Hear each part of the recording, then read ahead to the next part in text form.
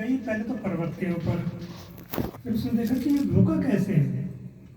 तो देखा एक छोटी सी उंगली और फिर एक उंगली से हाथ पे, जब उसने चेहरा देखा कृष्ण का, कृष्ण के चेहरे को देख के वो रोने लगी और अपनी माँ को मन मन में गालियाँ देने लगी कि तुमने कैसी शिक्षा दी कि इसका चेहरा मत देख है, अरे एकमात्र केवल यही तो है देखने योग्य। और खूब रो रही थी। ऐसे 7 दिन तक भगवान ने खूब लीला करी, पूरे ब्रिजवासियों को अपने साथ में रखा। और जब 7 दिन हो गए, इंद्र हार गए, जितने भी बादल उनका जल समाप्त हो गया, तो जब भगवान ने पर्वत रखा तो इंद्र ने क्षमा मांगी भगवान से आकर के, सारे ब्रिजवासी तो चले गए। इंद्र ने चुपचाप से क्षमा मांगी तो क्षमा मांगने से पहले क्या, वो सुरभि गाय को लेकर के आए कि भगवान को गाय प्रिय है, तो मैं ऐसे जाऊंगा तो हो सकता है दंड दे दे। तो जैसे भगवान ने गौ माता को देखा तो वो शांत हो गया।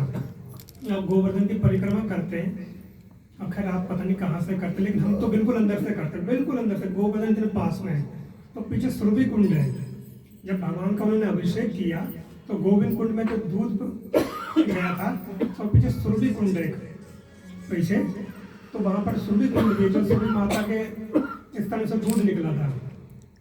तो क्या है कि इस तरह की जब हो गया तो वहां पर माधवी खड़ी रही अकेली, सब गोपियां नंद महाराज सब चले गए, वो नेत्र नीचे करके रो रही हैं। तो भगवान ने उसकी तरफ देखा, पूछा, तो बोले कि मुझे क्षमा करना, मैं इतने समय यहाँ रही लेकिन आपकी लीला न सुनती थी, न आपको देखती थी, मेरी माँ ने कैसी शिक्षा दी। तो बोले ठीक है, मैंने तो क्षमा किया, लेकिन तुम मेरी रासलीला में प्रवेश नहीं कर पाएगी, तू केवल देखेगी, दूर से देख सकती है बस। तो से प्रतिदिन रोते रहते थे। अब कृष्ण के वियोग में वो रो रही है ना, क्योंकि पहले तो जीव जब भगवान से नहीं जुड़ता तो संसार में रहता, लेकिन जब भगवान से जुड़ जाए तो भगवान का जो विरह है ना, विरह सबसे उच्च कोटि का भाव है। मिलने में इतना सुख नहीं है जितना, क्योंकि आप देखें कि सब क्या कहते हैं, बच्चे का वस्त्र देके, जूते दे करके आपको क्या धन है, अरे मेरा बच्चा है, तुरंत उसका आप चिंतन करते हैं। तो जो मिलने में सुख है वो सुख है, विरह में बहुत ज्यादा सुख है। इसलिए चेतना को विरह भाव लेकर के आए और प्रतिदिन वो बेचारी विरह में रहती थी। अब उसको कुछ और अच्छा नहीं लग रहा, केवल क्या लग रहा है कि कृष्ण की कथा सुनना।